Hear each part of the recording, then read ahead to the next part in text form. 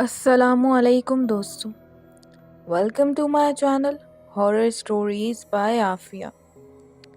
دوستوں، horror stories by Aafia میں ایک نئی ہارر سٹوری کے ساتھ میں حاضر ہوں۔ امید کرتی ہوں آپ لوگ جہاں کہیں ہوں گے خیر خیریت سے ہوں گے اور خوشیوں کے ساتھ ہوں گے۔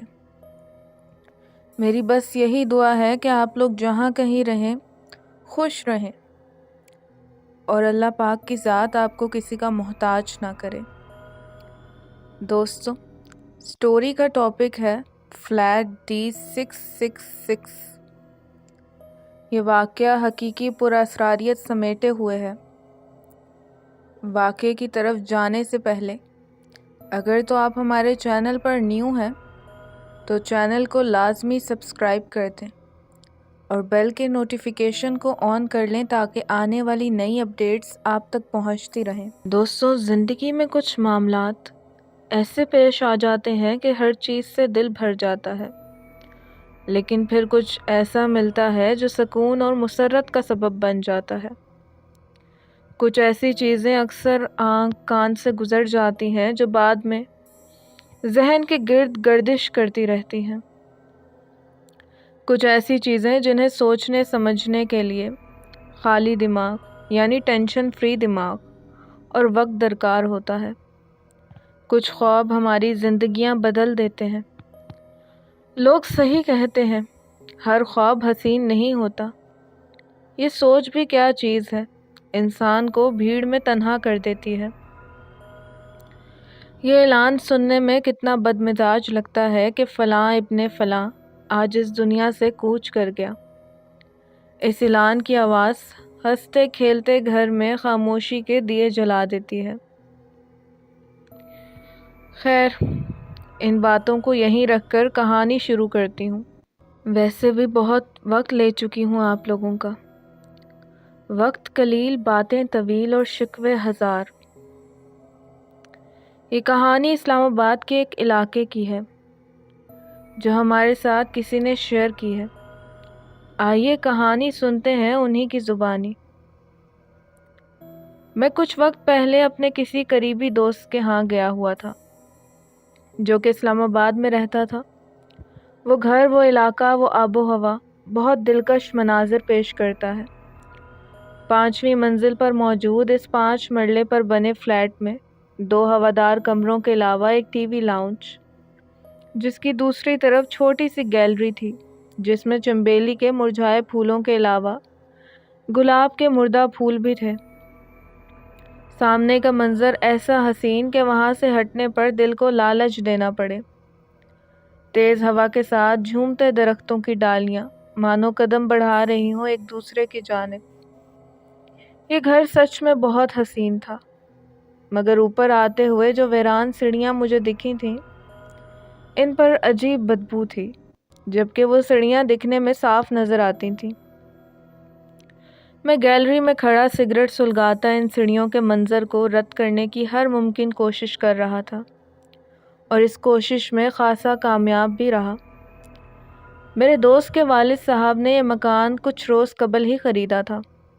دراصل ان کا کام ہی یہی تھا، وہ پرانے بنے مکان خرید کر اس کی رینوویشن کرواتے ہیں اور پھر اس مکان کو مہنگے دام فروخت کر دیتے ہیں۔ یہ گھر بھی اسی کام کے سلسلے میں خریدا گیا تھا۔ اس کا کام بھی آج رات سے شروع ہو جانا تھا۔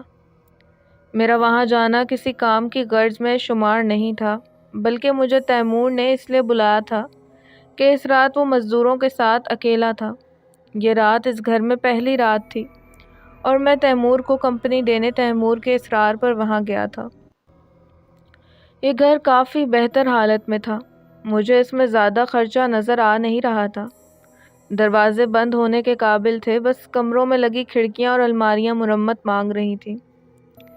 ایک دروازہ جس پر میری تازہ نگاہ پڑی تھی وہ ٹی وی لاؤنج میں کونے پر بنا غالباً سٹور تھا۔ اس میں داخل ہوتے ہی مجھے گھر میں موجود غیر انسانی مخلوق کا احساس ہوا۔ اس کمرے کے سامنے والی دیوار بری طرح زخمی تھی۔ میرے غور کرنے پر مجھے معلوم ہوا جیسے اس میں ہر طرف کیلیں ہی کیلیں کھوبی گئی ہوں اور بعد میں کسی اوزار کی مدد سے نکالی گئی ہوں۔ میں اس دیوار میں مگن تھا کہ اچانک دوست چائے لے آیا۔ اس کی آواز سے میں چونک گیا۔ میں نے ایک ہاتھ سے کپ پکڑتے ہوئے دوسرے ہاتھ کی پہلی انگلی سے اشارہ کرتے ہوئے تیمور کو آہستگی سے کہا، یار یہ دیوار دیکھی تم نے؟ تیمور نے کہا، ہاں یہ خراب ہے، کل تک مزدور ٹھیک کر دیں گے۔ جس پر میں نے جواب دیا، میں نے آج تک ایسی دیوار نہیں دیکھی، ہاں مگر سن رکھا ہے کہ جو لوگ کالا علم کرتے ہیں وہ دیوار پر سٹیل کی کیلیں۔ تیمور نے میری بات کاٹتے ہوئے کہا، اب رات کے اس پہر میں تیری بھوتوں والی فلسفی سننے کے موڈ میں نہیں ہوں۔ یہ بات کہہ کر وہ مجھے واپس گیلری میں لے گیا۔ اس گھر میں اس وقت ہم 4 لڑکے تھے، جن میں سے 2 کام کرنے والے لڑکے تھے جو کمرے میں لگے جالی کے دروازے ویلڈ کر رہے تھے۔ تیمور میری بات سننے کو راضی نہیں تھا اور میں نے بھی ہلکے پھلکے اصرار کے بعد خاموشی میں ہی بہتری سمجھی۔ سب اپنے اپنے کاموں میں لگے تھے کہ اچانک کسی اعلان کی آواز آئی۔ میں نے پہلے تو اگنور کیا، لیکن اعلان کے آخر میں کسی کی وفات کا ذکر سن کر میرے کان کھڑے ہو گئے۔ مجھے معلوم نہیں کیوں میں کمرے سے نکل کر گیلری میں اعلان کی آواز سننے چلا گیا۔ میں پہلے ہی اس گھر کی پراسراریت پر خوفزدہ تھا۔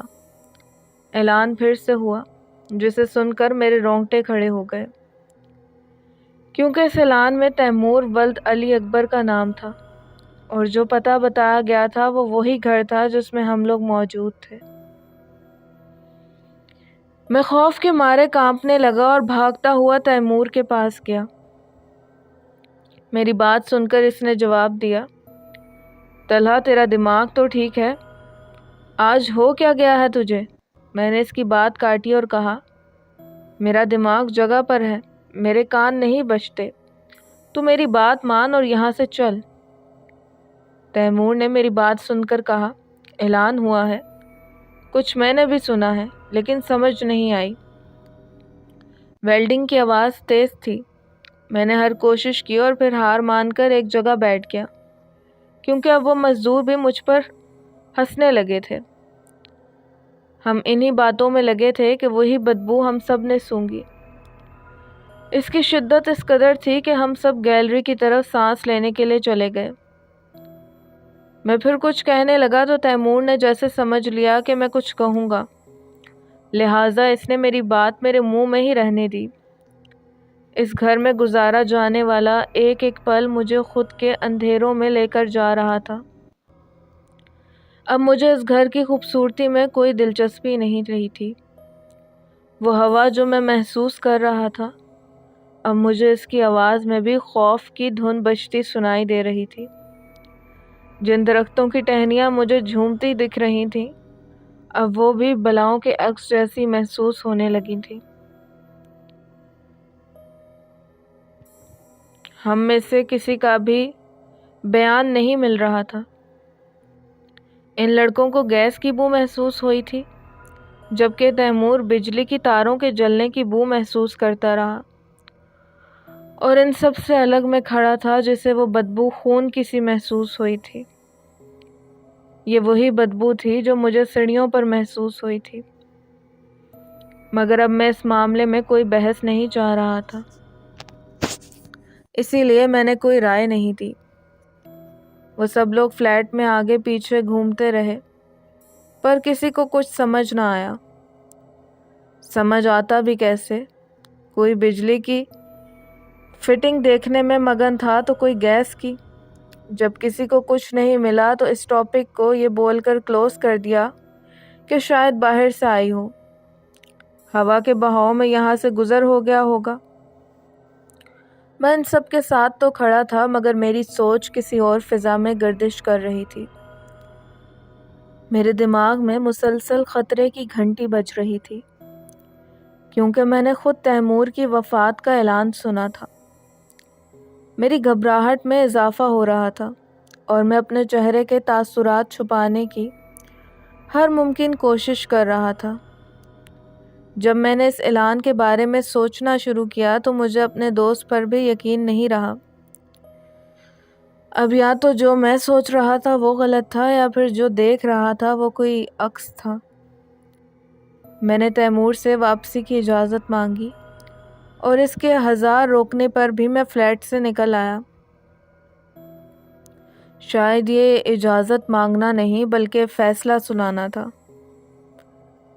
تیمور دروازے تک میرے پیچھے آوازیں لگاتا ہوا آیا، لیکن میں فیصلہ کر چکا تھا۔ فلیٹ سے باہر نکلتے ہی وہ پراسرار بدبو ناک سے ہوتی ہوئی میرے دماغ کے آخری رگ تک جا رہی تھی۔ یہ وہی بدبو تھی جسے اندر کوئی پہچان نہیں پایا تھا۔ وحشت میں ڈوبی وہ ماتمی سیڑھیاں جن سے گزرتے وقت میری کیفیت کسی عجیب خوف کے حصار میں تھی۔ مجھے اپنے کندھوں پر وزن محسوس ہونے لگا تھا اور واپسی کو بڑھتا ہر قدم 100 کلو کا لگ رہا تھا۔ اس جگہ کی ہوا میں عجیب بھاری پن تھا۔ میں بس کسی طرح گاڑی تک رسائی چاہتا تھا۔ ایک اور چیز جو مجھے خوفزدہ کر رہی تھی وہ میرے گرد موجود اس بلڈنگ کے رہائشی لوگ تھے جو مجھ پر عجیب وحشتناک نظر گڑائے ہوئے تھے۔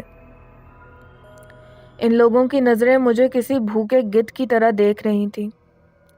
میں جس بھی اپارٹمنٹ کے سامنے سے گزرتا اس کے دروازے میں ضرور کوئی نہ کوئی کھڑا مجھے گھور رہا ہوتا۔ وہ لوگ بہت عجیب تھے، مردہ چہرے والے۔ وہ سب نہ جانے کیوں مسکرا رہے تھے مجھے دیکھ کر، اور ان کی مسکراہٹ بھی غیر انسانی محسوس ہوتی تھی۔ مجھے اس سب سے خوف آنے لگا تھا۔ میں نے ان لوگوں کی پلکیں جھپکتی نہیں دیکھی۔ عجیب پھٹی ہوئی آنکھیں تھیں۔ مجھے اس جگہ کچھ بھی نارمل نہیں لگ رہا تھا۔ آخر کار کسی طرح میں نیچے پہنچ ہی گیا۔ نیچے پہنچ کر مجھے ایک اور جھٹکا لگا جب میں نے اپنی گاڑی کے بونٹ پر ایک چھوٹی بچی کو بیٹھے دیکھا۔ میرے قدموں کی آہٹ سے وہ گاڑی سے اتری اور میری طرف آنکھیں پھاڑ کر دیکھنے لگی۔ وہ بچی اپنی حلیے سے بھیک مانگنے والی معلوم ہوتی تھی۔ میں نے اس سے کوئی بات نہیں کی اور نہ ہی اس نے مجھ سے اب تک کچھ کہا تھا۔ میں گاڑی میں بیٹھا تو وہ ساتھ کھڑی ہو گئی اور بس اتنا ہی بولی کہ واپس مت آنا۔ میں کچھ بولتا اس سے پہلے وہ لڑکی غائب ہو چکی تھی۔ اس منظر نے میرا خون خشک کر دیا تھا۔ مجھے اپنی چھاتی میں دھڑکتے دل کی آواز کانوں تک محسوس ہونے لگی تھی۔ میرا وجود اس گرم موسم کے باوجود سردی سے کپکپانے لگا تھا۔ میرے پیر بے جان سے ہو گئے جیسے خون ہی جم گیا ہو۔ میں مسلسل منہ ہی منہ میں کچھ کپکپاتے ہونٹوں سے بولنے کی کوشش کر رہا تھا، لیکن شاید میری زبان میرے دماغ کا ساتھ چھوڑ چکی تھی۔ یہ سب ایک ہی لمحے میں میرے ساتھ کئی بار ہوا تھا۔ نہ جانے کب میرا جسم میرے دماغ کے قابو میں آیا اور میں نے گاڑی چلانا شروع کی۔ میں کسی طرح گھر پہنچنے میں کامیاب ہو گیا تھا اور خود کو زندہ دیکھ کر خوش تھا، لیکن میرا سر بھاری ہو گیا تھا۔ میں گاڑی سے اترتے ہی لڑکھڑا کر شاید میں گرتے گرتے بے ہوش ہو گیا تھا۔ نہ جانے کتنی دیر ایسے بے ہوش پڑا رہا، لیکن جب میری آنکھ کھلی تو میں نے اپنے آپ کو اپنے گھر کے بجائے اس منحوس فلیٹ D666 میں پایا۔ میرا سر درد سے پھٹ رہا تھا۔ میری آنکھوں کے سامنے والا ہر عکس دھندلا تھا۔ میں خود کو اس بات کی تسلی دینے کی ہر ممکن کوشش کر رہا تھا کہ جو میں دیکھ رہا ہوں یہ میرے دماغ کا کوئی خلل ہے۔ یہ کیسے ہو سکتا ہے کہ جدھر سے میں سر پر پیر رکھ کر بھاگا تھا وہیں آ گیا ہوں؟ میں اسی اسٹور نما کمرے میں ہاتھ پھیلائے زمین پر پڑا تھا۔ میرے سامنے وہی زخمی دیوار تھی اور میرا سر دروازے کی طرف تھا۔ میرا سر کسی نرم چیز پر پڑا تھا جو کہ تکیہ نہیں تھا۔ میرے سر اٹھانے پر تیمور کی آواز میرے کانوں میں پڑی۔ جس سے مجھے اپنے پیچھے تیمور کی موجودگی کا احساس ہوا۔ میں بے بس ہو چکا تھا، اب جو بھی میرے ساتھ ہوتا مجھے منظور تھا۔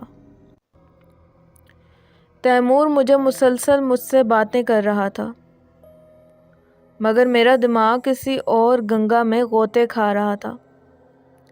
شاید میں اب اپنی موت کے انتظار میں تھا کہ تیمور نے مجھے ہلایا۔ اب مجھے اس کے الفاظ سمجھ آنے لگے تھے۔ طلحہ، جواب کیوں نہیں دے رہے؟ ٹھیک تو ہو نا؟ میں نے خود کو ہلکا محسوس کیا تو اٹھ کر بیٹھ گیا۔ تیمور نے بتایا کہ جب وہ چائے لے کر پہنچا تو میں بے ہوش ملا، جبکہ میرا دماغ کچھ اور کہانی سنا رہا تھا جس کا ذکر میں پہلے ہی کر چکا ہوں۔ تیمور کے سہارا دینے پر میں اٹھ تو گیا، لیکن میں ابھی بھی یہاں رہنا نہیں چاہتا تھا۔ شاید جو کچھ بھی میں نے دیکھا وہ ایک بھیانک خواب تھا جس کا حقیقت سے کوئی تعلق نہیں تھا۔ یہ بات میں خود کو سمجھانے کی کوشش کر رہا تھا اور شاید سمجھا بھی چکا تھا، لیکن میرا دل میرے قابو سے باہر تھا۔ وہ کسی اور چیز کی گواہی دے رہا تھا۔ کہتے ہیں دل اور دماغ کا صدیوں سے ویر ہے۔ جس بات پر دل اڑ جائے دماغ مخالف ہو جاتا ہے۔ ایسے ہی میرے دماغ نے بھی مخالفت شروع کر دی تھی اور جلد ہی اس جنگ کو جیت بھی لیا۔ کچھ دیر ہم باتیں کرتے رہے اور پھر میں واپس نارمل ہو گیا۔ وہ دو لڑکے بھی ویلڈنگ پلانٹ کی تاریں ٹھیک کرنے میں مصروف تھے اور مجھے دیکھتے ہی انہوں نے میرا حال پوچھا، جس پر میں نے حال پوچھنے پر ان کا شکریہ ادا کیا اور پھر سرسری سے جواب میں اپنی طبیعت سے واقفیت کرائی۔ یہ بات کہہ کر میں گیلری کی طرف روانہ ہو گیا اور پہنچتے ہی سگریٹ جلا لی۔ ایک دو کش بھرے جس کے بعد میرے سر کا بھاری پن دور ہوا۔ کچھ دیر کھڑے رہنے کے بعد سگریٹ ختم ہوا تو میں نے خود کو غور سے دیکھا، جس سے مجھے خود پر ہنسی آ گئی۔ میں 1 منٹ تو اپنے اوپر ہنستا ہی رہا ہوں گا کہ کیا میں ابھی بھی برے خواب دیکھ کر ڈر جاتا ہوں۔ اسی مسکراتے چہرے کے ساتھ میں کمروں کی طرف مڑا جہاں کام لگا ہوا تھا۔ ابھی دروازے سے اندر نہیں ہوا تھا کہ دروازے پر دستک ہوئی۔ میں آواز سن کر دروازے پر لپکا۔ دروازہ کھولنے پر میرے جسم سے ایک سرد لہر دوڑ پڑی جب میں نے دروازے پر کھڑی اس بچی کو دیکھا جو میری موجودہ خیال کے مطابق میری گاڑی کے بونٹ پر بیٹھی تھی۔ میں کچھ بھی بولنے کی کیفیت میں نہیں تھا۔ میرا وجود کپکپاہٹ کا شکار ہوتا جا رہا تھا۔ میں کچھ بولتا یا کوئی ریئیکشن شو کرتا اس سے پہلے ہی وہ بچی مجھ سے مخاطب ہوئی۔ میں نے تمہیں کہا تھا نا واپس مت آنا۔ میں کچھ بولتا اس سے پہلے ہی وہ بچی میرا ہاتھ تھام چکی تھی۔ مجھے کچھ سمجھ نہیں آ رہا تھا کہ میرے ساتھ کیا ہو رہا ہے۔ وہ بچی مجھے فلیٹ D666 میں واپس لے گئی۔ اس بچی کو دیکھتے ہی مجھے وہ منحوس بدبو محسوس ہونا شروع ہو گئی تھی۔ میں بہت خوفزدہ ہو چکا تھا۔ میں نے اپنا ہاتھ اس بچی کے ہاتھ سے چھڑانے کی کوشش کی، لیکن اس چھوٹی سی بچی کی گرفت اتنی مضبوط تھی کہ میں ناکام رہا۔ میں نے ہاتھ جھٹکنے کی بھی کوشش کی، لیکن ان جھٹکوں کا اس بچی پر کوئی اثر نہیں ہوا۔ آخر کار وہ مجھے کمرے کے دروازے تک لے آئی۔ میں نے تیمور کو آواز دی، لیکن میرے حلق سے آواز نہ نکلی۔ میں نے کئی آوازیں دیں، چیخ چیخ کر آوازیں دیں، مگر میری آواز نے میرے گلے کا ساتھ نہیں دیا۔ آخر کار وہ بچی مجھے کمرے تک لے آئی، جس کے باتھ روم میں مجھے جمے ہوئے خون کے قطرے ملے، جنہیں دیکھ کر میں نے چیخنے کی کوشش کی مگر حلق سے آواز نہیں نکلی۔ اس رات میں کئی بار اس کمرے میں آیا تھا، مگر ایک بار بھی باتھ روم نہیں گیا تھا۔ وہاں جانا تو دور، میں نے اب تک اس کمرے کے باتھ روم کے کچھ دیر پہلے تک کی شکل بھی نہیں دیکھی تھی کہ وہ اندر سے کیسا ہے۔ گھر میں داخل ہوتے وقت میں نے وہ باتھ روم دیکھنے کی کوشش کی تھی، مگر تیمور نے نہیں جانے دیا تھا۔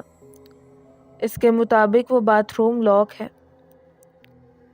سفید ٹائلز پہ جگہ جگہ جمع ہوا خون پڑا تھا۔ جب میری نظر کموڈ پر گئی تو میرا دل منہ کو آ گیا۔ اس بند کموڈ کے اوپر پڑے میرے ہاتھ کی مٹھی جتنے دل کو دیکھ کر میری آنکھوں کے سامنے اندھیرا چھانے لگا۔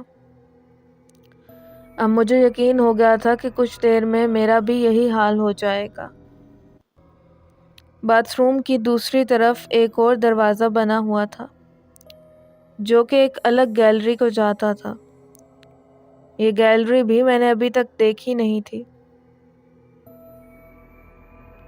گیلری میں پہنچ کر وہ بچی رک گئی اور میرا ہاتھ چھوڑ دیا۔ جب میری نظر میری کلائی پر پڑی تو اس کلائی پر اس بچی کی انگلیوں کے نشان چھپ چکے تھے۔ میں نے ایک نظر اس بچی کو دیکھا تو وہ سامنے دیکھ رہی تھی۔ جب میں نے سامنے دیکھا تو مجھے تیمور کی لاش کے ساتھ ان مزدوروں کی لاشیں بھی نظر آئیں۔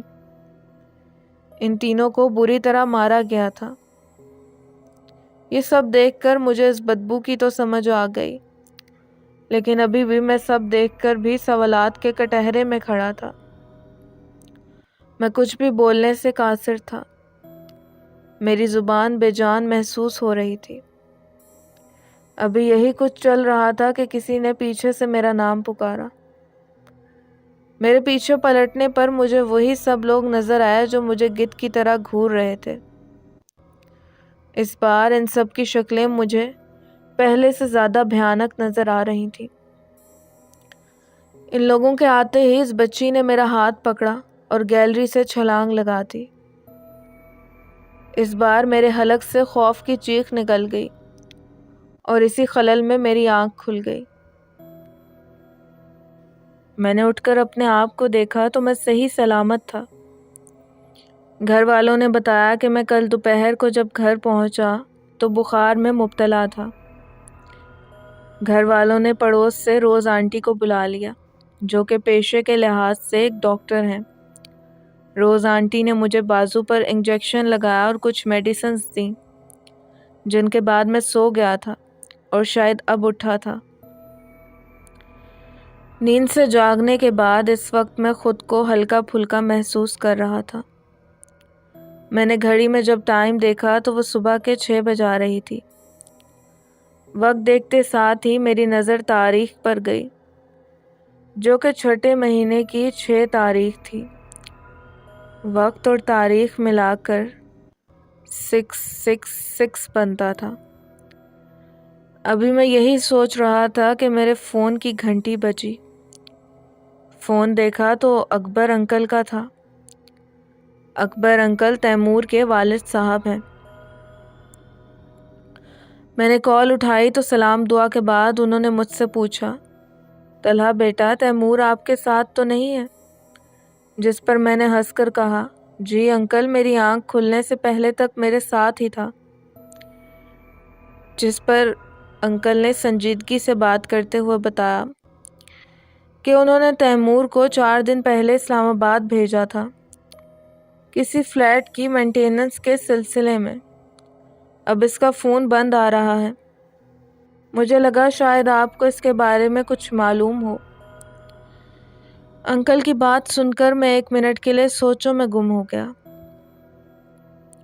پھر ایک دم ان سے سوال کر ڈالا، انکل کہیں آپ فلیٹ D666 کی بات تو نہیں کر رہے؟